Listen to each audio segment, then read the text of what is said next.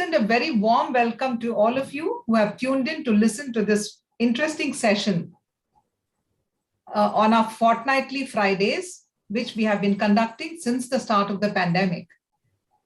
Every month, we have 2 fortnightly sessions. Those of you who have not tuned in, please subscribe to our channel and you will get alerts about our next sessions.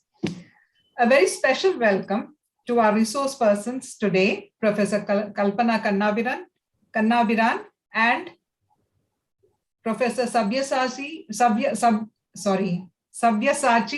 Basu Ray Chaudhury.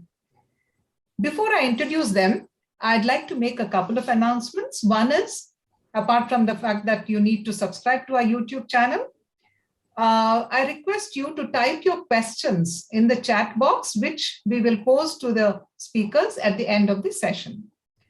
And the second announcement is about November 19th is our next HLF online session. We are featuring Amir Khan, who was framed as a terrorist, and his book is Framed as a Terrorist, which he wrote in association with Nandita Haksar. And this has been recently translated into Telugu by K. Usharani. So Amir Khan and Usharani will be in conversation. So please don't forget to tune in on November 19th.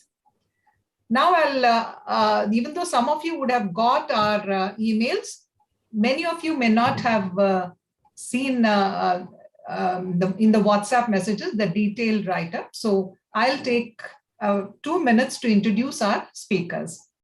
Kalpana Kannabiran it's a pleasure to introduce her.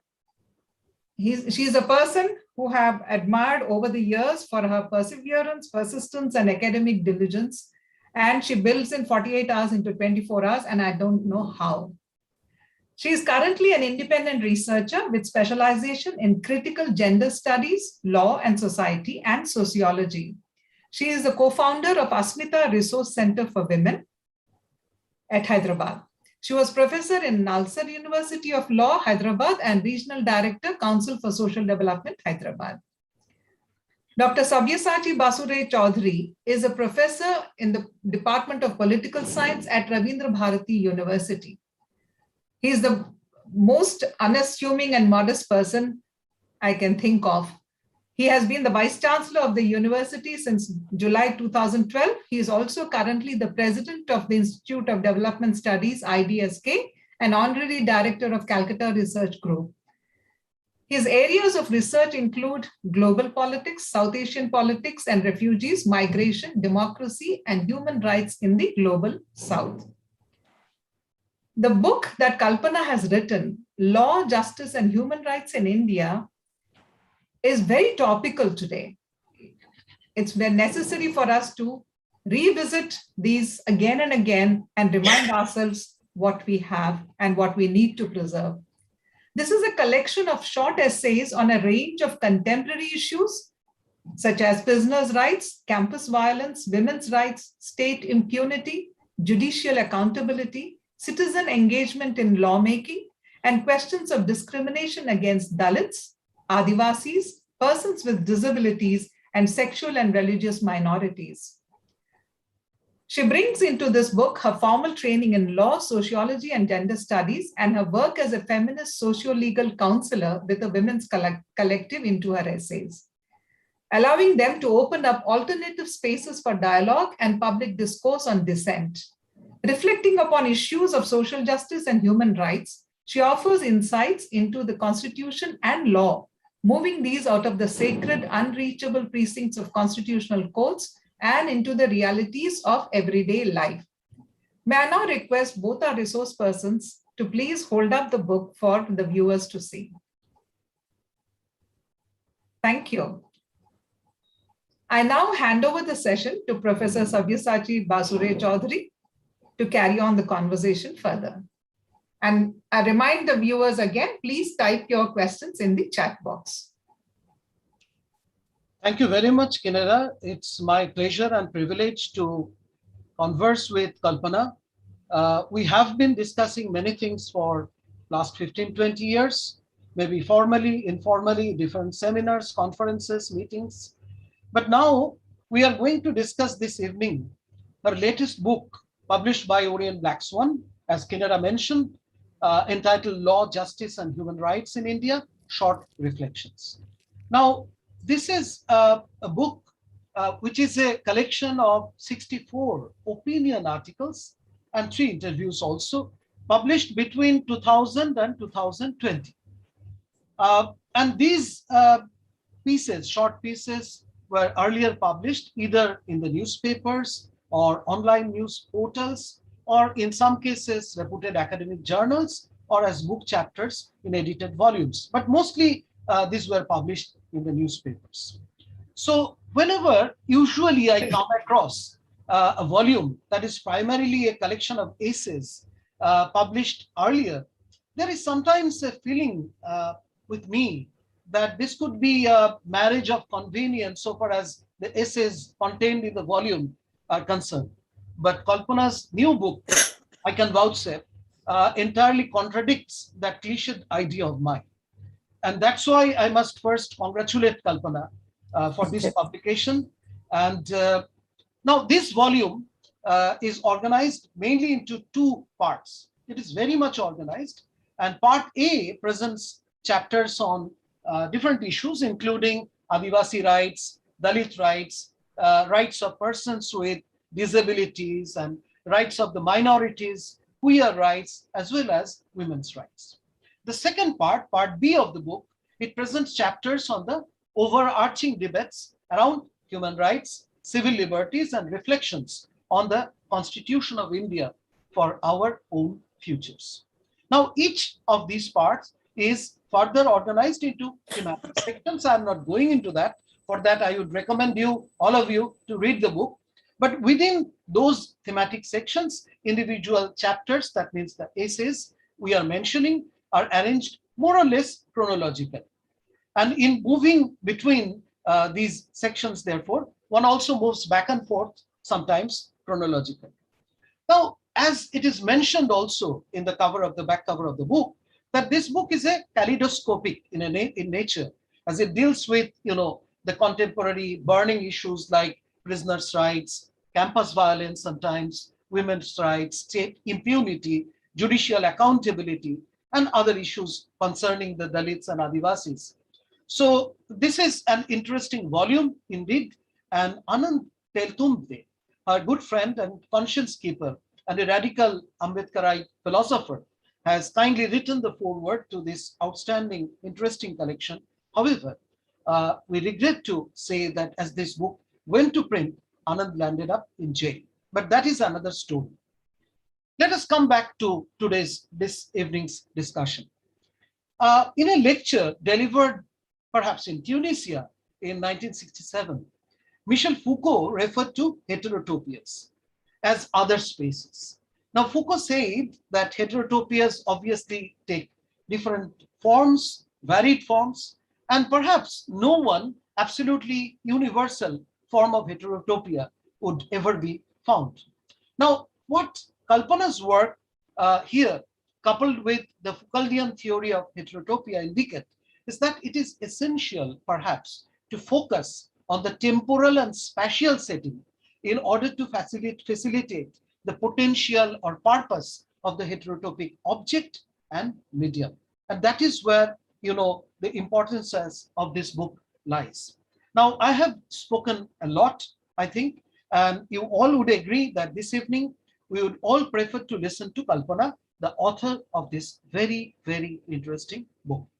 Therefore, let us initiate this evening's discussion with a question for Kalpana, the author, the writer of this book.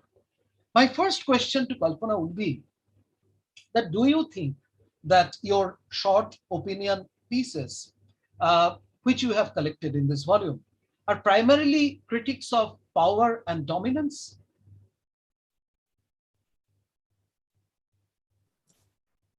Thank you very much for this, Sabyasachi. I think that introduction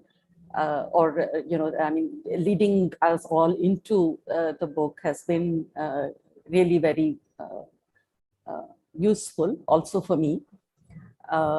And I must, before I begin, say that I do really miss Untitled Chapter at this point, and I do wish he was here to share this moment with us. Having said that, you know, the the articles, in these short opinion pieces, I actually got down to writing these pieces, not really with an idea that they would cohere at any level, at any point in the future. I started writing them 20 years ago, and didn't really think that they would, actually at any point be able to cohere into a particular volume. And the opinion pieces, as far as I am concerned, certainly speak to power, certainly speak to dominance, both primarily of state actors and also of dominant actors, dominant majoritarian actors. But I think much more important for me has been the fact that these pieces, at each point that I have written, the article has actually emanated not from my study of the law or from my study of sociology or gender studies, but from my engagement in movements, in social movements, either as an activist myself or as a keen observer of movements. So in a sense, listening to the voices of people who have been, who have been part of these movements, who have conceptualized, invented, grown these movements, the intellectual histories that they trace, and the ways in which they see the state, this entity that we name as the state. What are the ways in which people see the state, and how do they then respond to it at different points?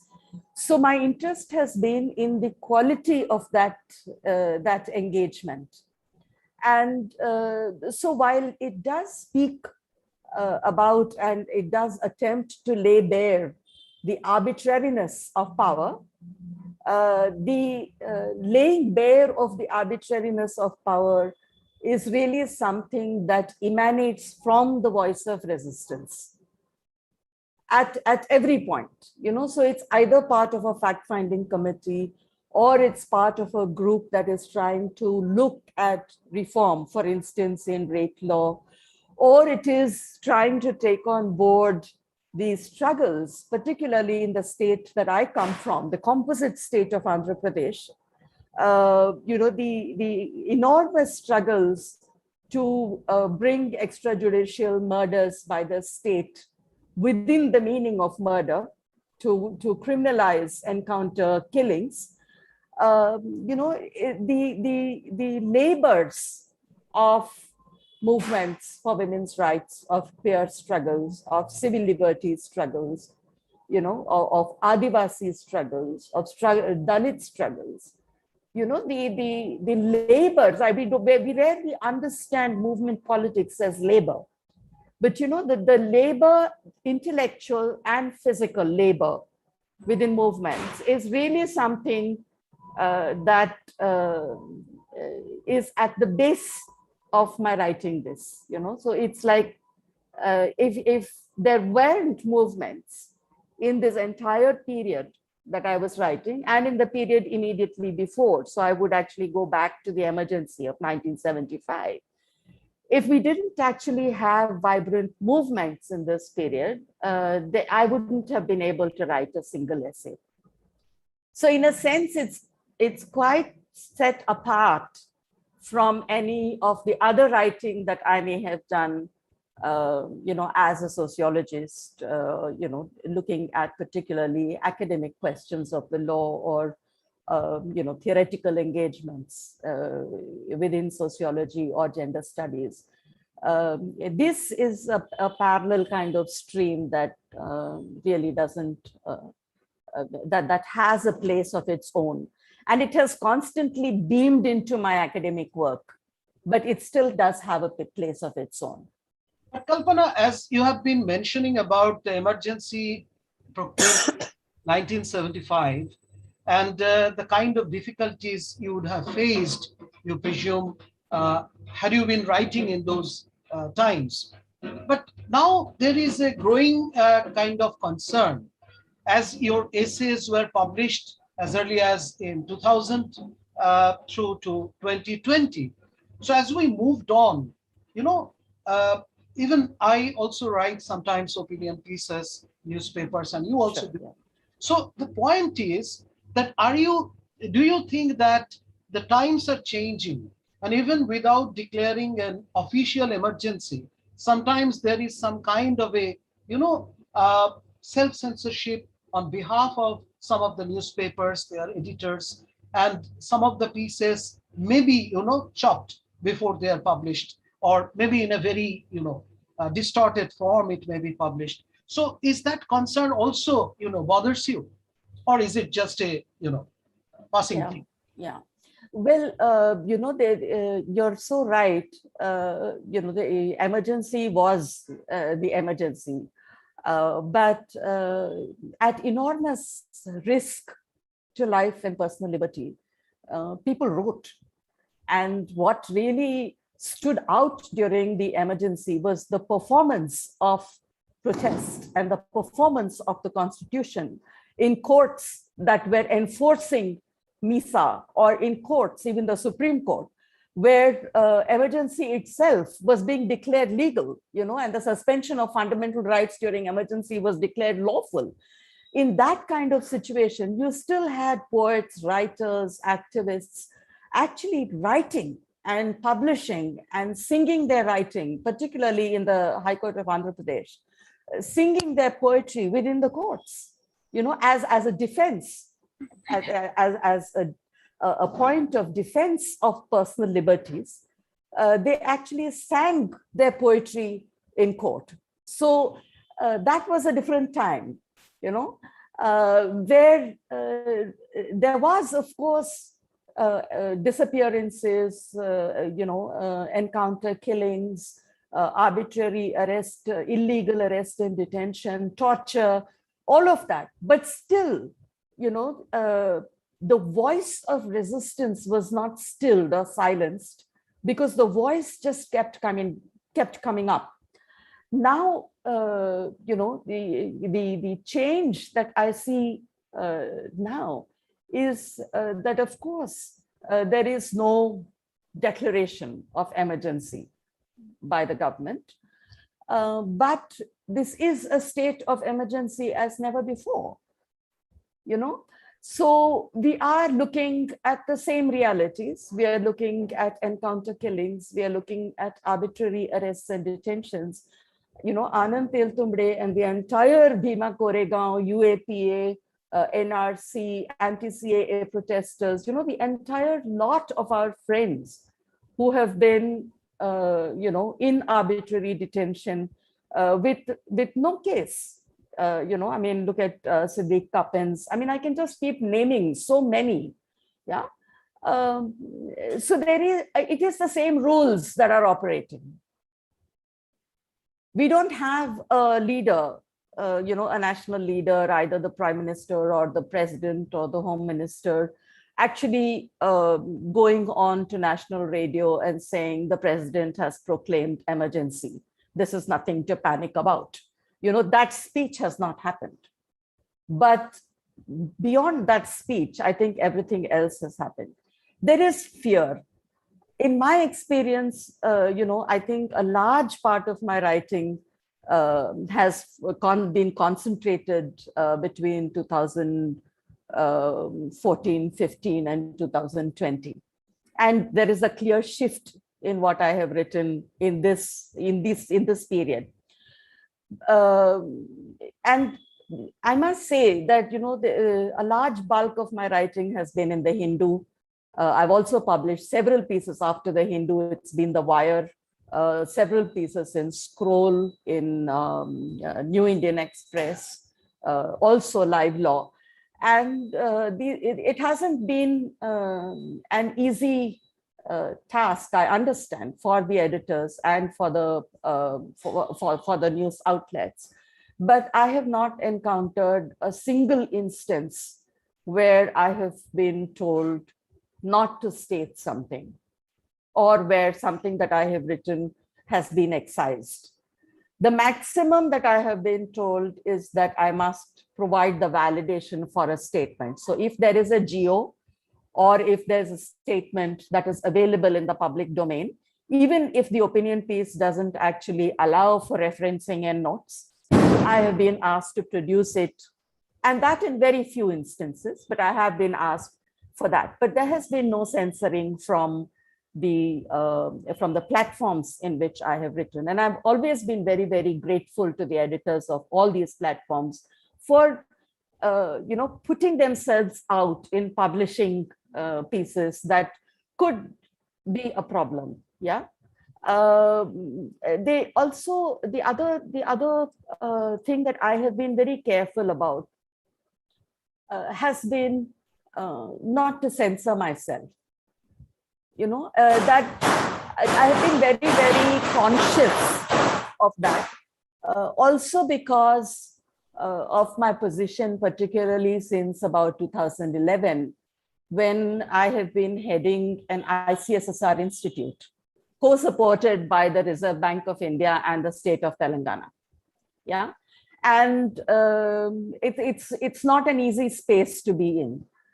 But my own, you know, my own approach to it was that if I am somebody who believes in autonomy and who believes in free speech and who believes in non-arbitrariness and accountability of governments, then I must, as the director of the institute I head, in that position, I must be able to say what I want to say. So there, you know, in most of my pieces, for instance, I have actually mentioned my official position in the author note, you know, because and that was always a toss-up. Am I writing this in my personal capacity, or am I writing it in my official capacity? And even though I'm writing it in my personal capacity and I'm writing it on my own time, I am writing it as somebody who also occupies this position, and I must be able to state a view from that position, even while it may not be the view of the institute that I'm heading. I must certainly be able to state it as an incumbent of a position in an institution that occupies that space.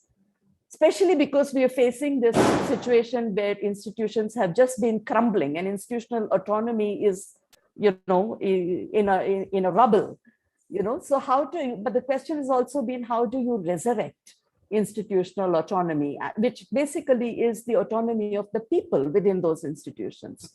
So how do you resurrect institutional autonomy through writing and public engagement? So, I mean, that broadly. So there has been censorship, but I don't think that I have allowed that.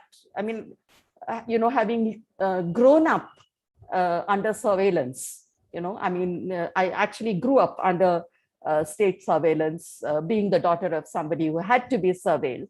So I'm very well aware of the pressures of state surveillance. And I was very, very clear that I will not allow that surveillance to, you know, to force me to self-censor. And I'm fortunate that, you know, my publishers didn't find the need to censor either. Okay. You mentioned about the role of the courts, of the judiciary in this entire journey.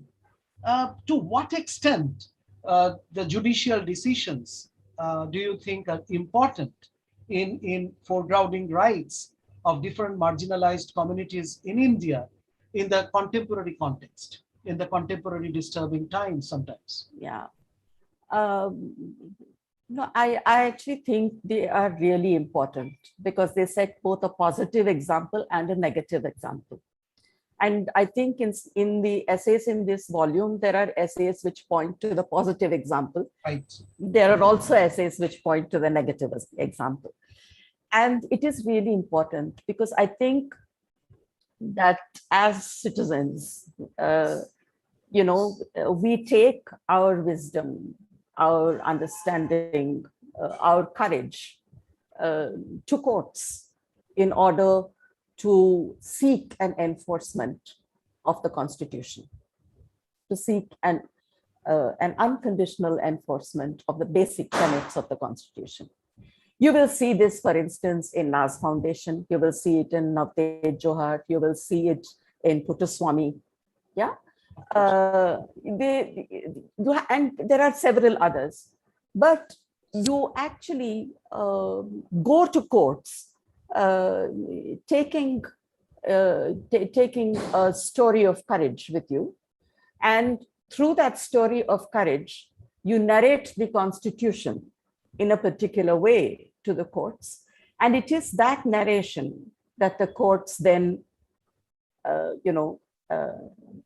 take on board in deciding particular cases in particular ways. Yeah.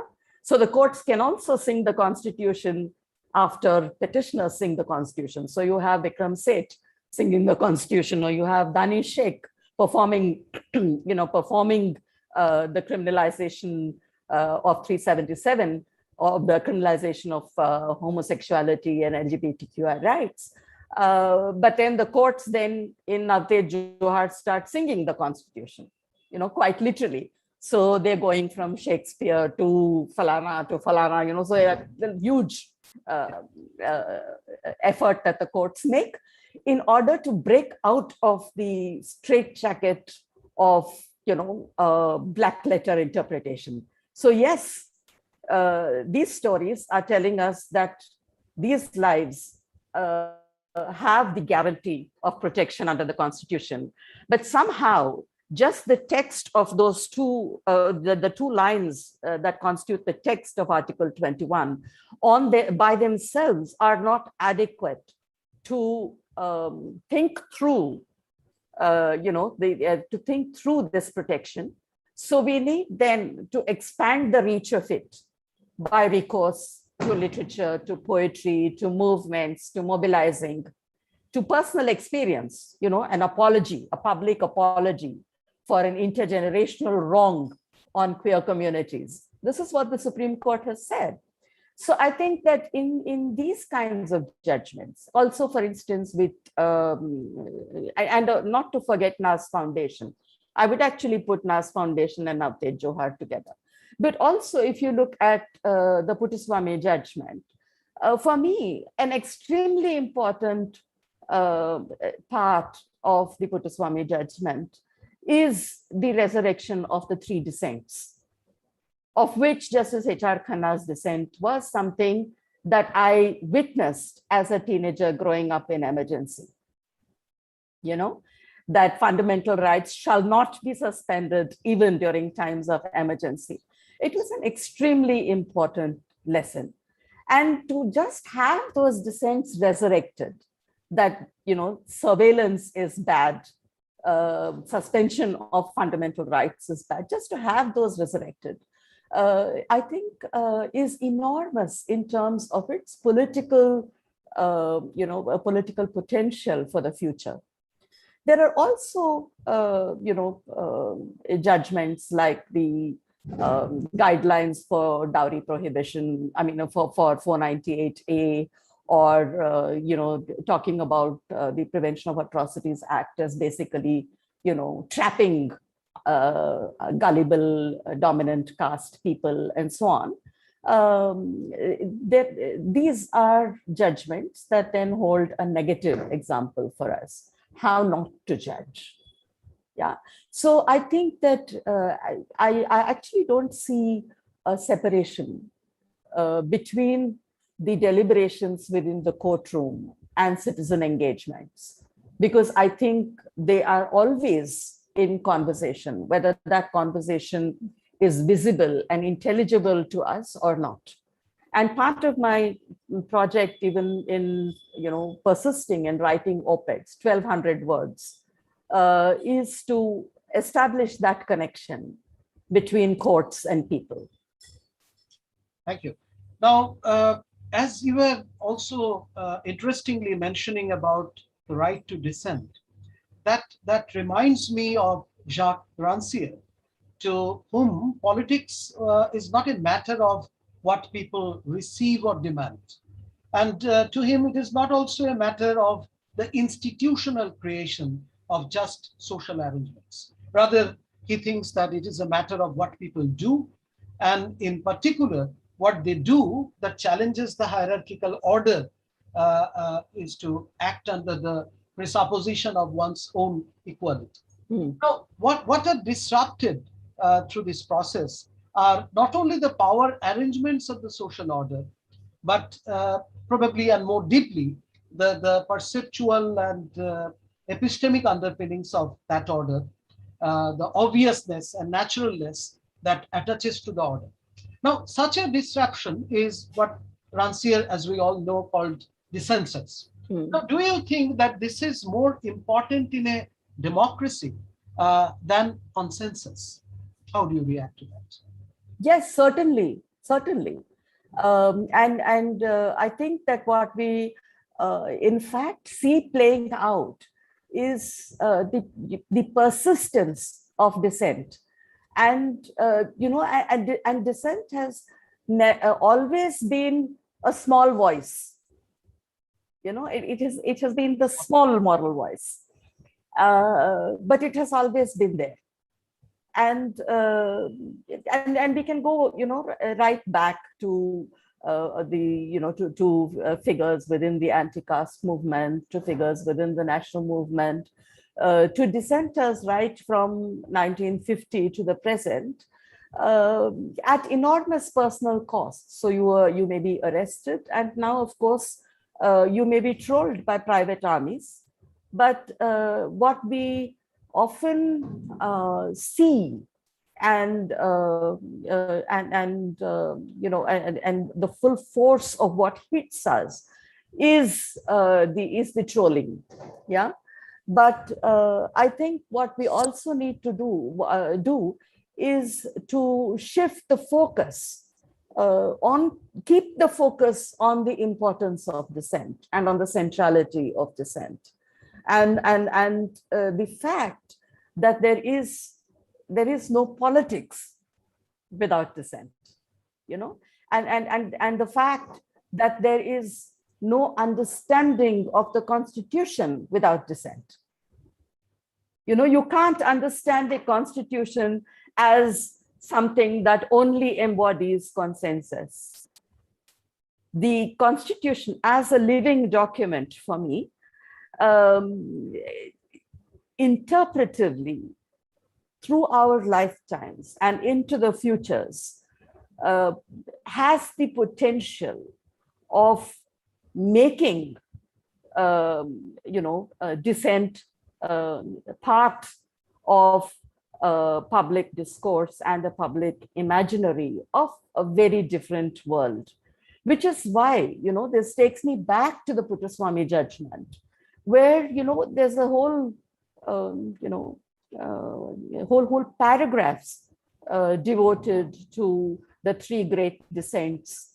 There is a public kind of acknowledgement that Justice H.R. Khanna must be respectfully reinstated in the Indian imagination, and that there are some episodes that will go down in history as something that should never have been, and ADM Jabalpur is one such. So what courts are also doing by that, and you will also find this in Das Foundation, you will find it in several other moments, courtly moments, if you like, where it is dissent that provides the constitutional sensibility to courts, to judges, importantly. Yeah. So I think that is really something that we have to guard fiercely and at enormous personal cost. I think, Kalpana, you are, your training both in law and sociology, as well as your immersion in the ideas and principles of critical jurisprudence. All together, they have, enriched your writings, be they opinion pieces like this, which we read in this volume, or other more academic writings. Now, having said that, I would like to know, I mean, on behalf of the audience, that how does the Constitution of India frame your writings? That's an interesting question, because I have never imagined my writing, any of it, outside of an understanding of the Constitution. So, whatever the problem is that I'm speaking of, I almost unconsciously use the Constitution as a touchstone, particularly the fundamental rights, the directive principles, Schedule 5, and the preamble.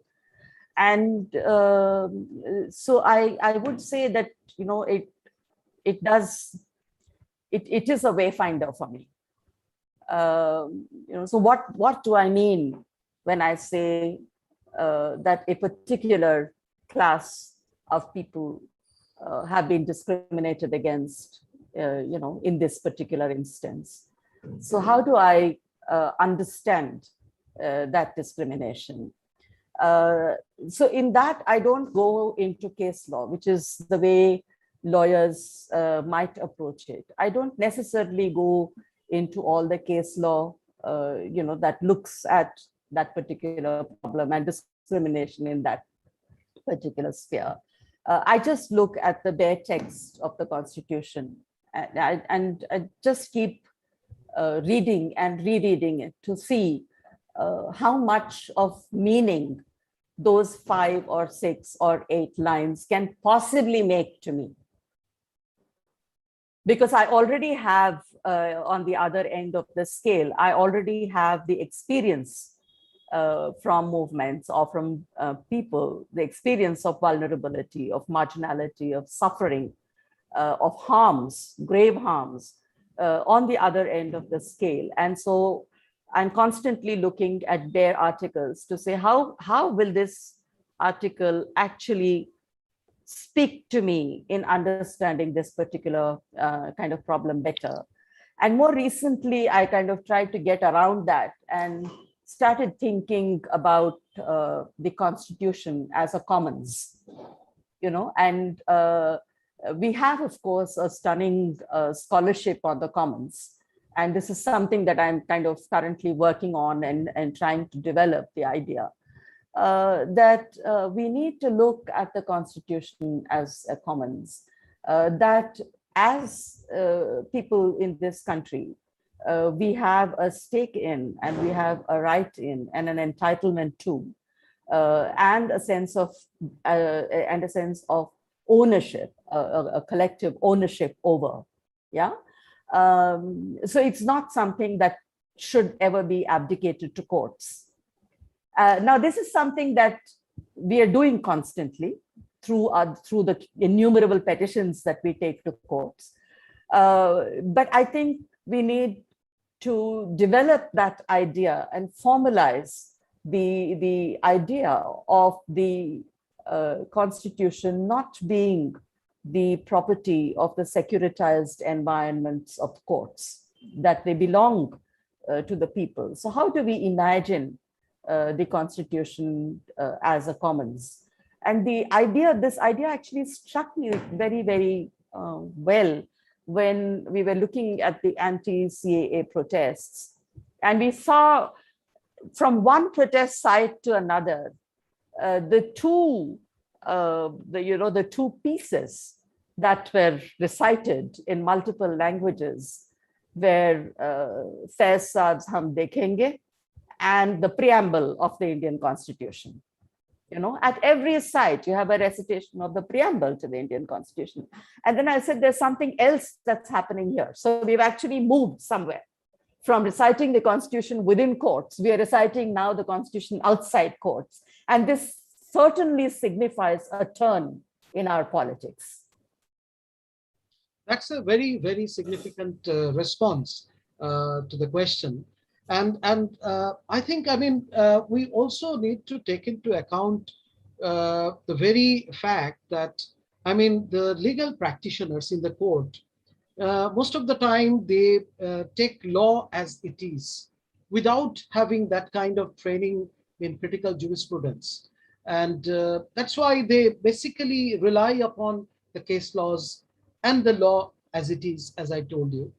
On the other hand, I mean, the people like us trained in some disciplines of social sciences, be it sociology or political science, we tend to, you know, just look at the Constitution, constitutional provisions, memorize them, communicate it to our students, and that's all, without going into the case laws, going into the intricacies of the judgments delivered by the apex court or the high courts or even the lower courts sometimes. Yeah. So I think we have to move beyond that, and that kind of a bridge building is important. Yes. And that is why I'm going to ask you another question, that with your, you know, journey from law to sociology to activism, being a rights activist in different forms, how do you reflect on the relations between law and sociology in the contemporary context of India?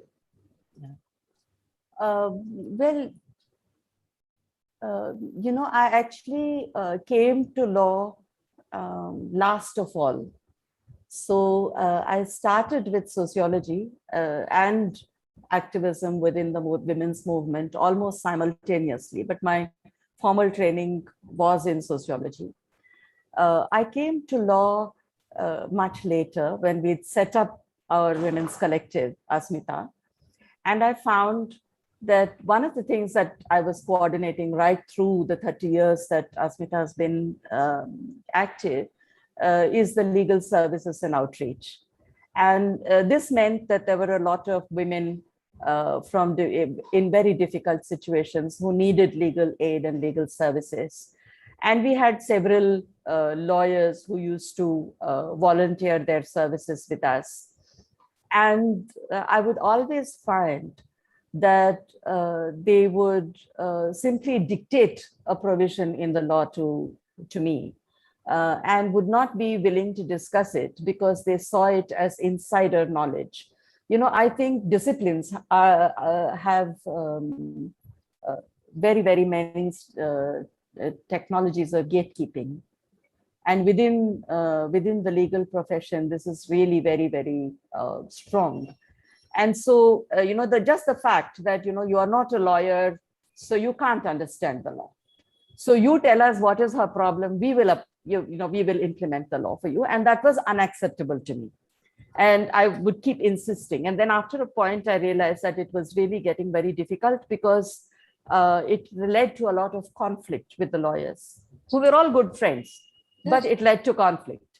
And at that point, this was years after I finished my PhD in sociology. I had been engaged as a sociologist for at least close to 8-9 years. I decided to study law formally. I enrolled for an LLB and then I enrolled for an LLM because my objective was that when I ask a lawyer, when I have a woman who needs help and I approach a lawyer, the lawyer should not be able to say to me that you don't know the law, so you just take what I'm giving you. So it was more like, you know, breaking that barricade first. So for me, the approach to the law has always been, you know, mediated by my engagements in sociology or in women's studies, in gender studies. Within sociology, of course, and it has been my grief, in fact, for many, many years. Now it's actually getting a little better. And I've never actually been part of a mainstream sociology department. But when I have met with sociologists, my grief has been that sociologists don't engage with law enough. Not just case law, but even just law, the idea of the normative. I mean, you can't consign law to the realm of the normative because it is constantly taking shape, like I said, in conversations between people, between subjugated and dominant peoples, between state and citizen, at every possible, between husband and wife. So we can't be taught that a family is the most harmonious unit in society, which I was taught when I was studying my BA sociology and continued to be taught in MA. Because even when I was studying my BA, the family was not a harmonious unit. We were campaigning after class against dowry deaths on the street. Right. So how do you then engage with law within the sociology classroom? This has always been a question for me. So when I, in fact, taught sociology, not law, I taught sociology in a law school for 10 years to undergraduate law students. My entire effort was to show them how you could interweave the two and understand both better.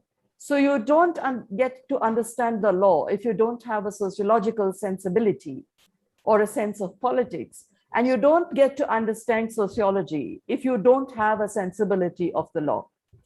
So, I was actually doing this kind of dual conversation, but even there, it has been my experience. And of course, my former students could, of course, differ from me in this. But my own reading of it was that my constant invocation of the law in the sociology classroom was tolerated by my students initially. After that, they got sold to it, but it was tolerated initially only because I was formally qualified in law. So they couldn't question the basis of my engagement with law, And so I've taught in the sociology classroom. I have taught B.R. Ambedkar's Castes in India, alongside M.N. Srinivasa's writing on caste. I have taught the Scheduled Castes and Scheduled Tribes Prevention of Atrocities Act and Article 17 of the Constitution in sociology when I was teaching caste. Because in criminal law, the Prevention of Atrocities Act was never taught. In constitutional law, center-state relations, Article 21, whole lot of, what I call mainstream areas were taught, but Schedule 5 protections were not taught. So the idea for me was to identify, and I constantly be in conversation with the law teachers to identify what are the areas that are not actually touched. Sexual offenses against the body, but sexual offenses, and then bring them into sociology and focus on social location and the relationship between social location and either protective legislation or punitive legislation.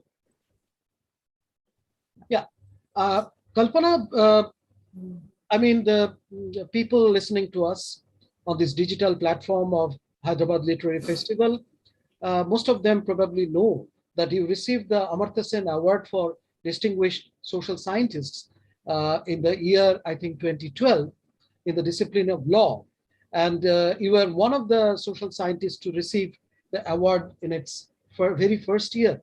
So that also, recognizes, that is a recognition of your kind of work, your kind of acumen in both law and sociology. Having said that, let me ask you another question.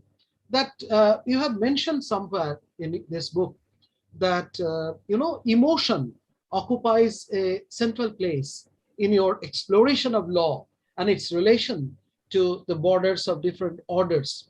I mean, it may be in the context of political dissent, it may be in the context of collective violence, it may be in the context of crimes against humanity, or family violence, we were mentioning dowry-related violence and other things. And also in relation to people and communities who live and face the, everyday operations. So why do you think that it plays an important role or a central place in your exploration of law and this kind of interaction? Well, the fact is that emotions structure our experiences of discrimination, of vulnerability. You know, for women, for instance, who have been subjected to sexual assault or sexual humiliation, the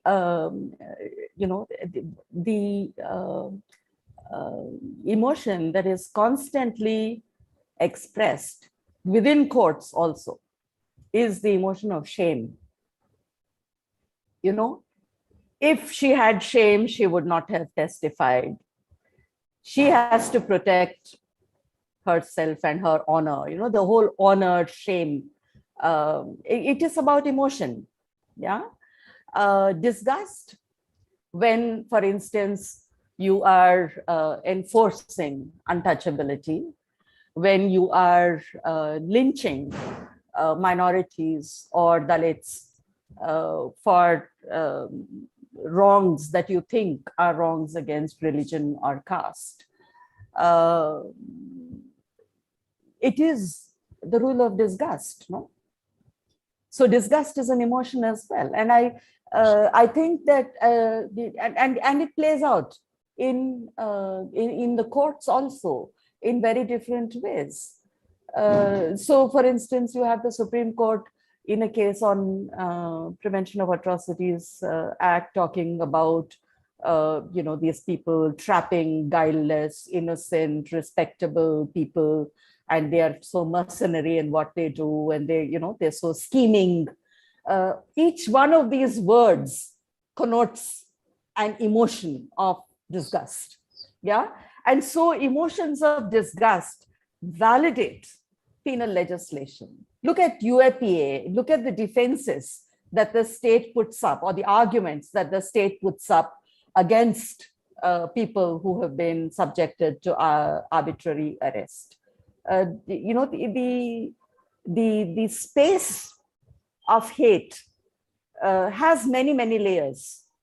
Not all of it is what we will call hate speech, but it filters through many layers.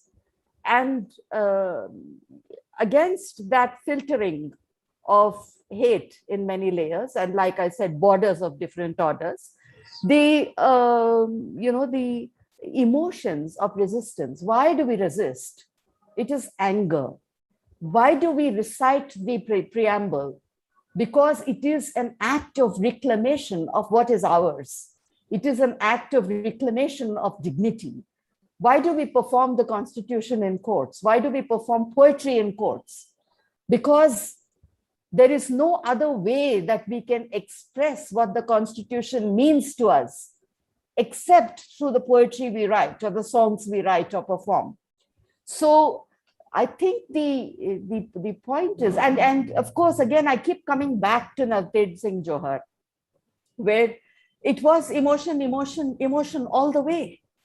I mean, it was constitutional law expressed and ruled by emotion, both on the part of the bench and on the part of the petitioners. Yeah. And so I don't actually think that there is a space of the law that is absent emotion. Even if you're looking at civil legislation, you're looking at property rights, you lose property. So there is a sense of dispossession. Yeah. Or you want to claim property. So there is a sense of aggression that drives you to appeal to lawyers and courts in particular ways. Yeah. And how, my question also then has been, how do we understand and make place for emotion in our understanding or in our reading of the Constitution.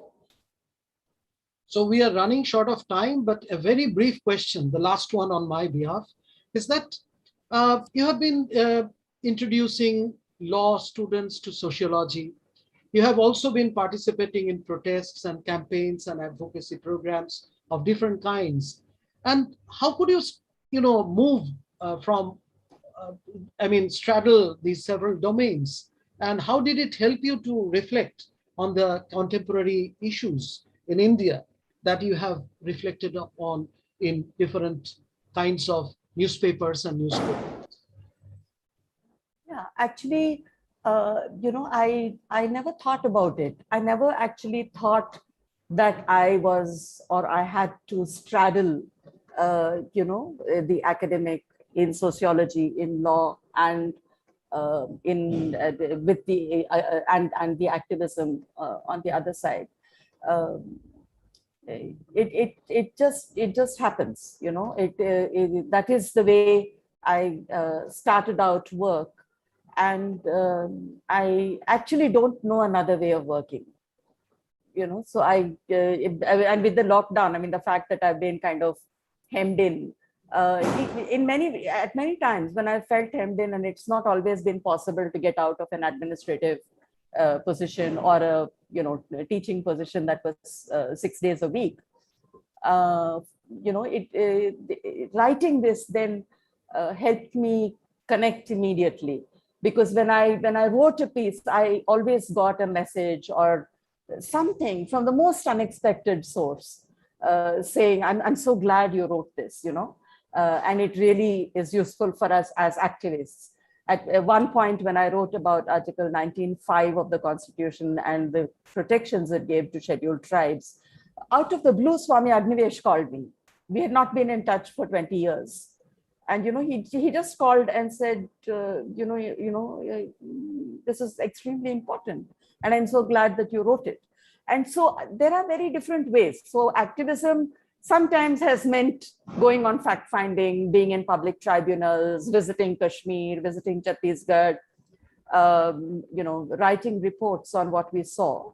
But at other times, it has simply been connecting with activists through writing that is not labored and long, but speaks to the immediacy of their demands, which is what basically I've tried to do in these short pieces.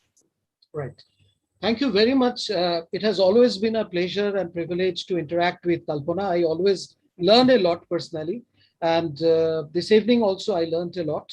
And this is also, I must congratulate Kalpana for this book, and also for being an exceptional social scientist in this era when, most of the teachers and university teachers and college teachers, they are more interested in only going up and publishing some trash. So, being active in social life and being concerned, being sensitive, being, having empathy for other citizens in the country, the fellow citizens, that is a big thing.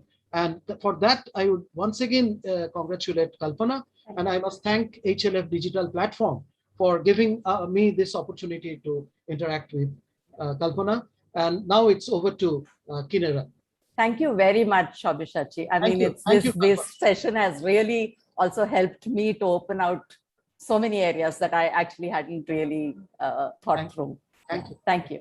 Yes. I didn't mean to hurry you. I just thought I'll make my presence felt to tell you to, wrap up any other questions you may have. Please, if you go ahead, if you really, if you have one more. Kinera, we can go on and on, so we have to draw a line somewhere. I have one request to you. I believe that the cameras, couldn't catch the book because we have to hold it aloft next to our faces. Can you please do it once again? Yeah, sure. For the viewers, because this book was not seen when we showed it earlier. Yeah, that was a request sent. Thank you very much. Thank you. Thank you. This was a very interesting discussion. I am really thankful to both of you for engaging in this conversation on very heavy topics, and a panorama of topics, and yet bringing out some of the nuances that are very critical to all of us. And I'm really thankful to both of you, because I know that both of you are workaholics and you have taken a lot of time just to, be here with us. And that's a treat for all our viewers. I had one observation. It is ironical that the person who wrote the forward for you, Untitled Chapter, is himself on the other side of the law, justice, and human rights, all three put together. So I thought that was really... Yes, that is tragic. That's tragic, absolutely, absolutely tragic. Another interesting thing which I liked about what you said is that we are seeking to be specialists. And in doing so, we are not looking at the richness that multidisciplinary approach can bring us. I'm talking about all academics. There's this whole thing about this is not my department, this is not my field. It's actually narrowing the focus of all researchers. And I think it's a very interesting point that you brought out, how very important it is to look at multiple disciplines. It doesn't dilute your own discipline, but rather it enhances and enriches to give a more comprehensive and a more meaningful association to all the work that you do. I think that's something that was very, very important, that I liked what you said. But why is this publish and perish kind of a thing? Why is it that academics are more interested in theoretical things rather than as action research, which, what we're talking about today? This is a question I'd like to ask both of you, because both of you are in the thick of academic world, even now.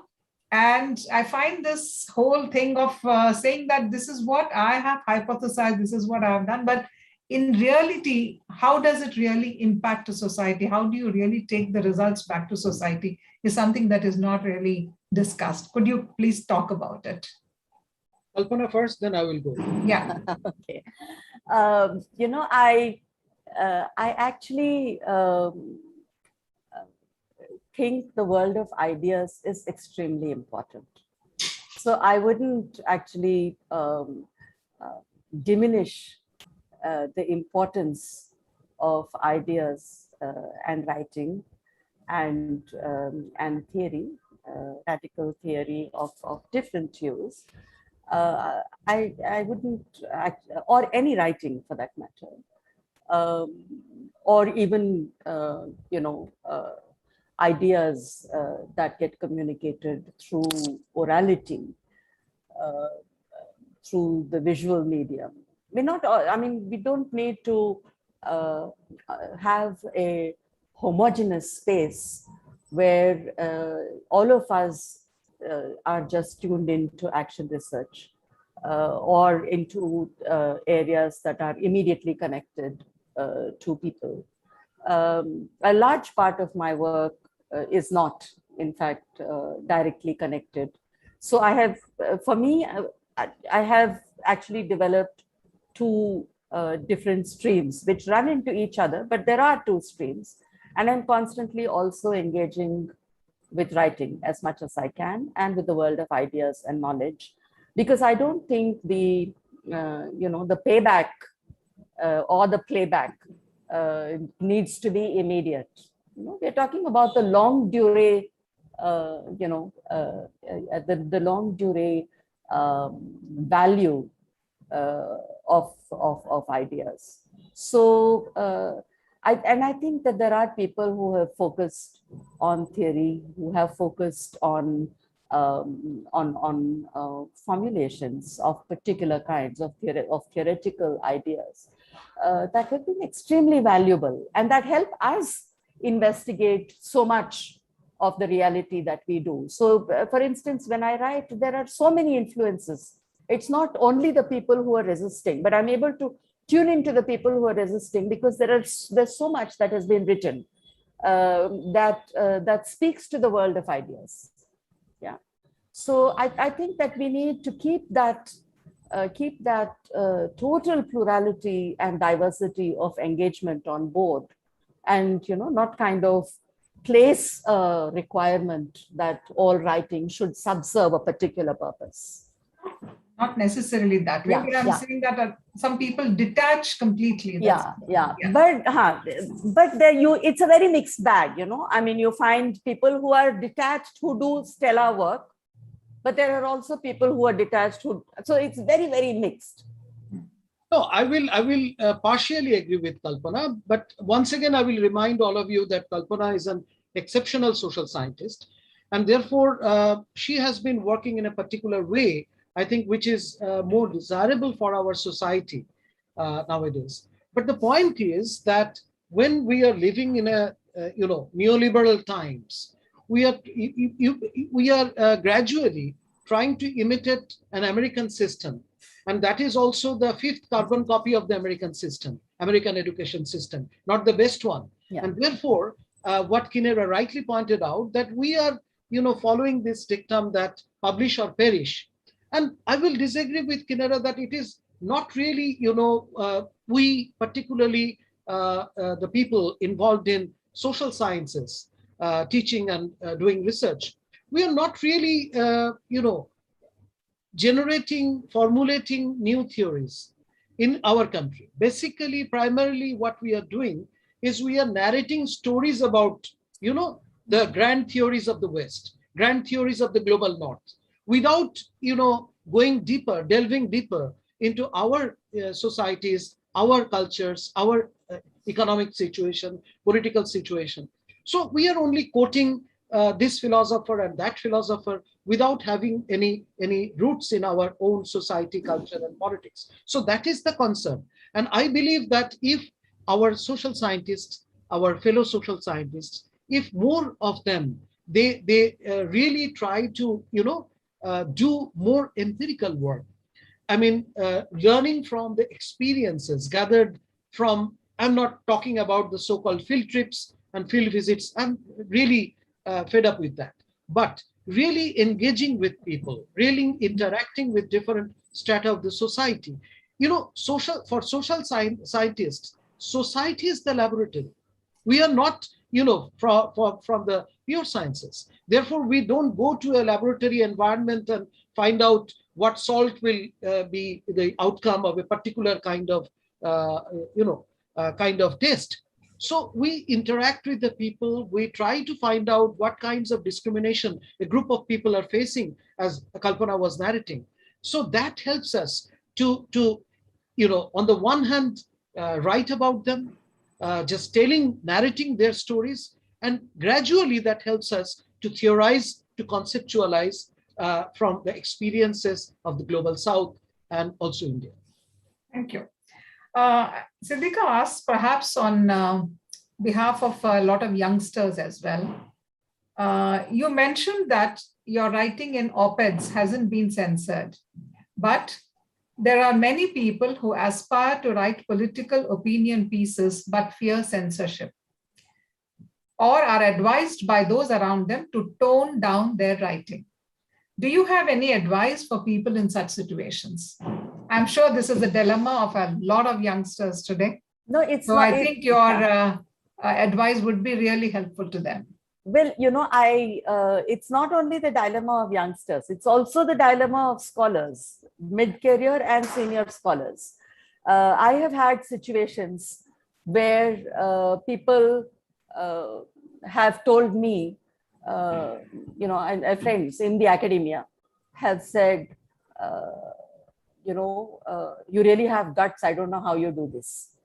And I've never had an answer to that, because I have never seen it as guts. You feel something, you write something.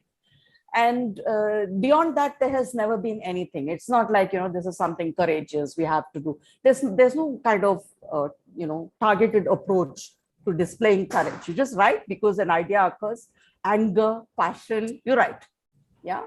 There have also been people who have got in touch with very senior friends of mine and asked them, because they think that those friends might exercise some kind of influence on me, to tell me to kind of just back down a bit.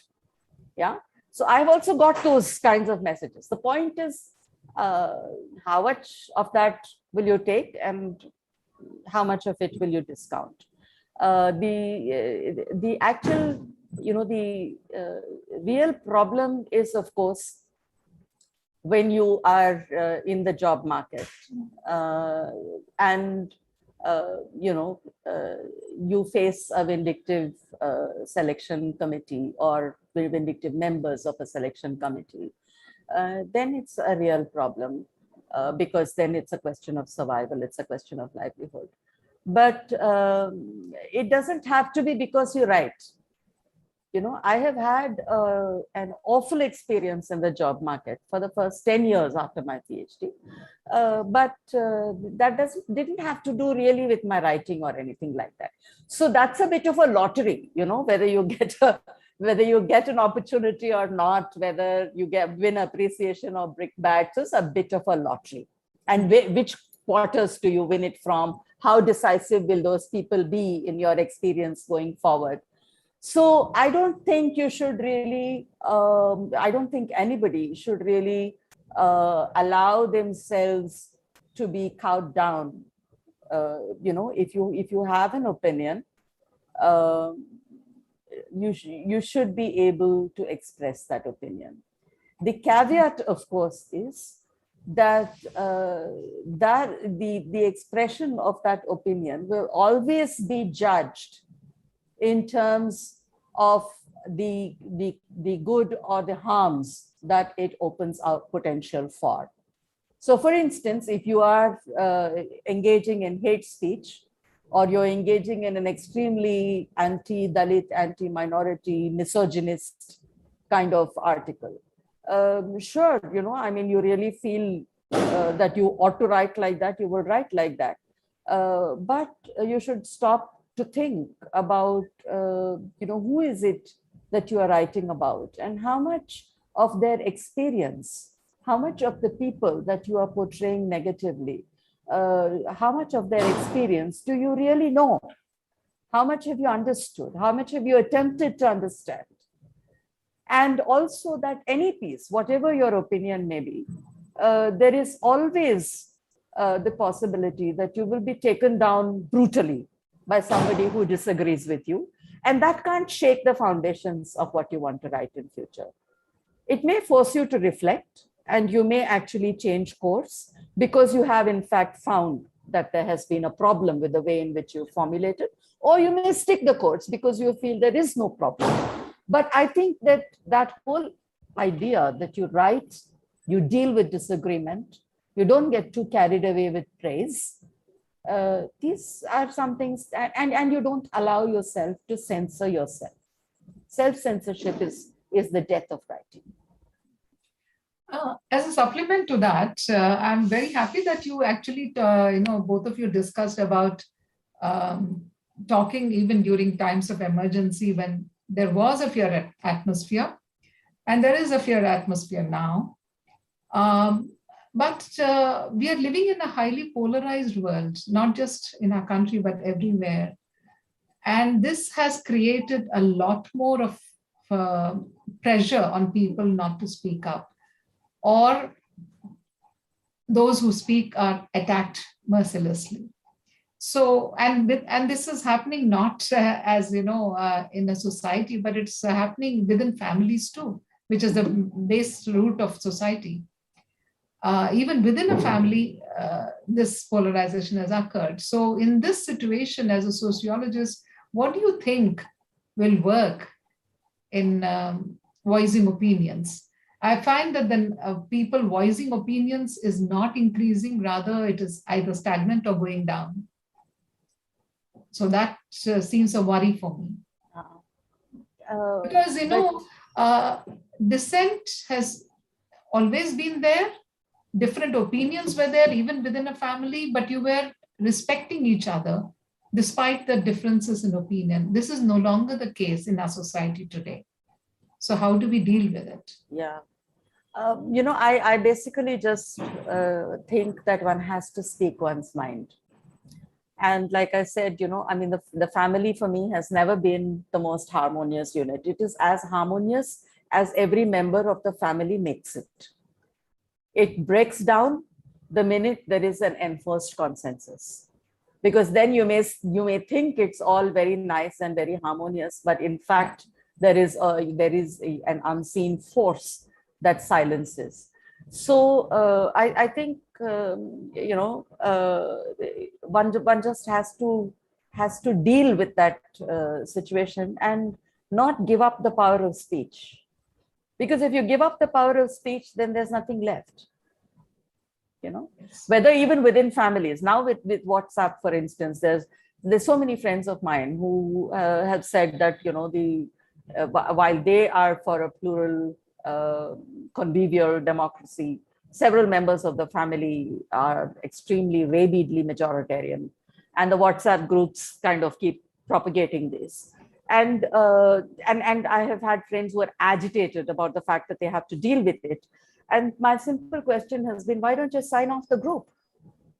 If it is a viewpoint that you find ugly, objectionable, distasteful, disgusting, just sign off. But that's what is happening. We are signing off. No, but when you sign off, you look for alternative spaces that need not be the family. I mean, I don't think we should. Okay. The family is never a stand-in for social spaces. You will find other measures of kinship. As feminists, we know, and Sabyasachi will also tell you, that in the spaces that we occupy, the measures of kinship are not completely determined by family, and to a large extent, not determined by family. Yeah. Right. Yeah. I think I've taken a lot of your time, much more than what we planned to do. Thank you very, very much for being with us. It's on an important topic that is very necessary for all of us to reflect upon. And I must especially thank Professor Sabyasachi for having steered the conversation so smoothly and bringing out, in a very nice manner, bringing out the critical issues. I mean, that's what is the ease with which he did it. Thank you so very much. I know you have been very busy in your multiple responsibilities and your travel, and yet you read the book thoroughly, cover to cover, and then talked to Kalpana about it. And Kalpana, it's always a delight to listen to you. You have always been forthright and a torchbearer for a lot of people in Hyderabad and in the country. And not to speak of the rest of the world also.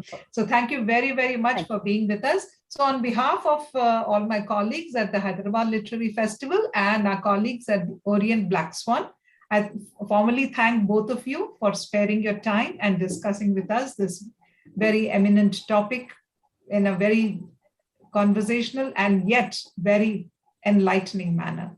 Thank you so very much. Thank you so much. Thank you. And thank you, our viewers. Please remember, tune in on 19th November for a conversation between Amir Khan and K. Usha Rani. Thank you very much. Thank you.